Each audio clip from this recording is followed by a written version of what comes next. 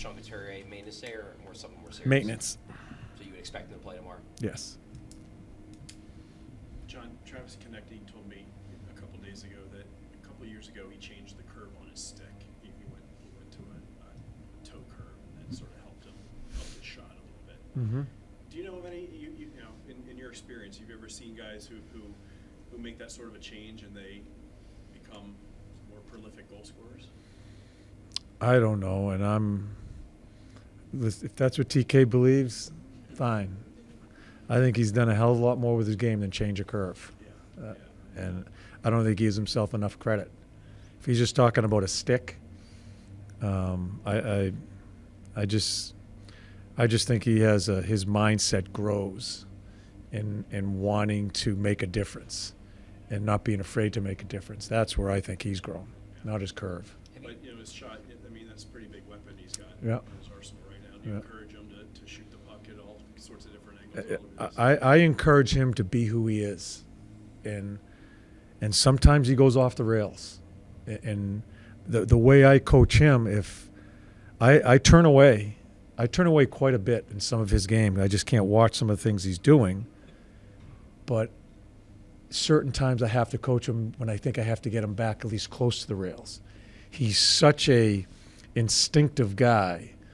You got to, for me, you got to be really careful how you coach him. I think if you overcoach him, you could turn him into an average player. You may be thinking you're doing the right thing as a coach, but he becomes an average player. I think you need to let him run. If he runs a little bit too far away, then we try to bring him back. What have you seen in Travis Konecny, I guess, in terms of growth in his game from when you got here to where it is now? Well, it's shocking to me that he never killed penalties. And when we started with him killing penalties, it was new to him that he said he's never done it before. I look at TK, just like talking to Kevin here, I think I think his inner confidence has grown that he can be a great player. Not a good player, that he can be a great player. And that he can put some people on his shoulders and carry. I'm not sure, again, I've only been here a year and a quarter. I didn't coach him for many years. I've watched him play. I never thought he was I thought he was a good player. You noticed him because he had some energy and he was a rat. But I never realized how good he is. And yeah, he has a chance to be a great player. And I think he thinks that now too. I think that's the biggest change in him. John, when we talked to Ristolainen on Saturday, he said he wished he had you when he was 18 in Buffalo because he's feels like he's... Oh shit! Be careful what you wish for. Yeah. Yeah. But he said it genuinely. Do you take a sense of pride that he's come a long way since you and Brad Shaw have been able to work with him? Listen, Brad Shaw has done a terrific job with that back end. That's why I wanted Brad here. He's the one who was hands-on with him every day.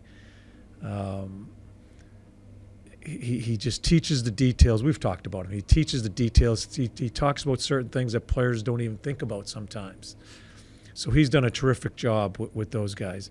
My job with him is to make sure his standard stays high, that he is practicing the right way, that he's playing as hard as he can. If there's attitude situations, those are the things I'm coaching. Brad Shaw has done a great job with that back end. How do you work with when you have Ristolainen right now? Obviously, he jumped up to the first pair because Travis was sick. Travis is back. I assume the York-Sanheim pair will get back together. Mm-hmm. Risto has probably earned more ice time. Mm-hmm. He's earned a bigger role. Mm-hmm. But with the way the pairs fall right now, he probably has to stay nominally on the third pair. Can you and Brad Shaw kind of work the rotation to get him more minutes? We're not going to force feed it because we like where it's going right now. And, Sean Walker's played pretty well too. And Travis Sanheim has taken off.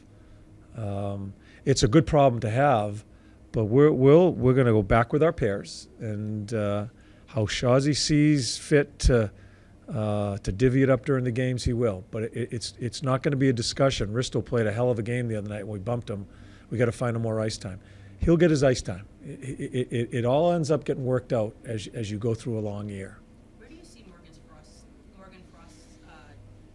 place now and how his game has evolved since the beginning of the Yeah, he's been he shows up more, making more plays. He's got to score. He has chances to score. He has to score. Him and Cam, they end up with opportunities. That's great. I think we're by the, you talk about offensive people when they struggle. Well, I'm getting chances. That's good. We're by that. Now they need to score, and Morgan is one of them. Has made a couple of really good plays at key times. Tying goal the other night. He makes a good, really, if you want to call it, he just ends up tracking. He ends up picking the puck off to start that offensive play. They turn it over on him, and we tie the game up there with Tips goal. He's done those little things. So he on the power play, he's one of the guys that have made more plays than others. The power play struggles, but he makes a lot of plays in the power play. So I think he's improving. I do. I think he's improving and getting a little bit more ice time, being put in more spots, so he keeps improving. How do you balance that with having the strong play away from the puck or playing defensively strong but not scoring? Like, as a coach, how do you maybe discuss it with the players, or do you put them in better positions to succeed? Yeah, I think with Frosty, I just have to find him spots where he can flourish offensively, And last year I did. Remember, I kind of felt where we were going to go with the team, and Kevin lost a lot of ice time last year, Kevin Hayes, and I gave Frosty a ton. I gave a ton to Tip because I knew that's where we were going to be going. And Tip played better with more ice time. Tip's another guy I got to find more ice time for because I think he plays better with more. But it's kind of a different lineup this year because you have Tyson, you have Bobby Brink that we need to develop. Paling comes in playing more of a role. It's the evolution of a team. I think the team has gotten better, so it's incumbent upon me to try to give these guys the best chance possible and find them spots. But it doesn't happen all the time. It depends on the game, depends on the clock, momentums. But for Frosty, I think he's handled himself well. He was in and out, and he just kept on working, and I think he's played better as he's gone on here more consistently. Coming into the season, you already knew what Nick Sealer would bring you defensively, blocking shots, killing penalties, that kind of thing. Has he surprised you at all in terms of his ability to help you keep pucks in the offensive zone, for example, helping out in other areas? His puck play has improved tremendously from last year. Puck play in our end zone, getting us out of our end zone, not being afraid to hold on to a puck, making plays into the middle of the ice, stretch passes. One of our better defensemen in pinching and getting pucks to the net. His overall, his overall puck play has improved. He's solid with his positioning, willing to eat pucks. He's just such a competitive guy. That's never going to change with him. But I think what we've seen here, and it's been a real. I think they play off one another very well. Him and Walks have really kind of fused themselves together and been a really good pair. And so Seals stepped out of the game for a while. Wasn't sure what he wanted to do. Comes back in, and it's funny. You never can give up on defensemen because you just never know when it kind of clicks in. And I think we're seeing more and more improvement out of Seals at an older age.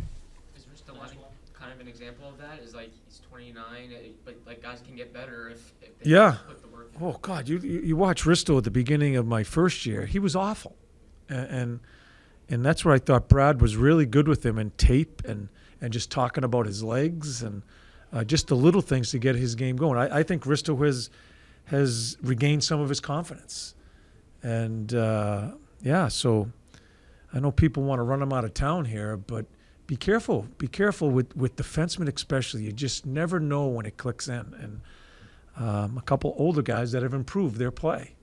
And so I hope it stays consistent, and we'll go with them.